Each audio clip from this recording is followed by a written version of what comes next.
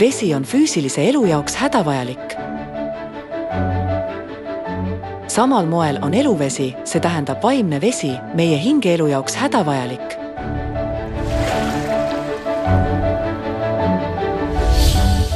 Kes siis annab meile eluvett selles ajastus?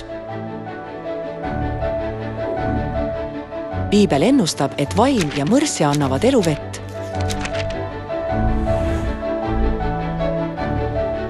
Vaim ja mõrsja ütlevad, tule. Ja see, kes kuuleb, öelgu, tule. Ja janune ja tulgu. Kes tahab, võtku eluvett ilma tasuta.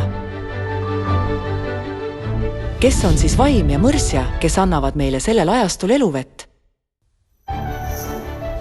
Vaim on Jumal Isa. Kes on see mõrsja, kes ilmub koos vaimuga ja annab meile eluvett?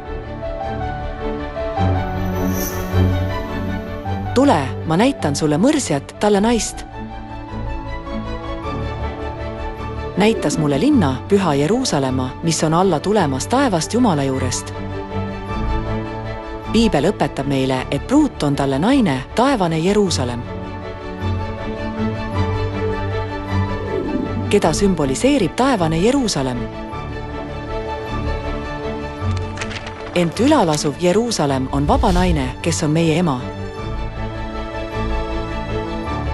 Taevane Jeruusalem on meie ema.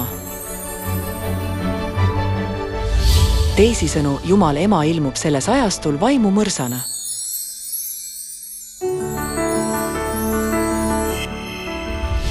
Seepärast peaksime sel ajastul saama eluvee õnnistuse, võttes vastu Jumal Isa ja Jumal ema, kes ilmuvad vaimu ja mõrsja.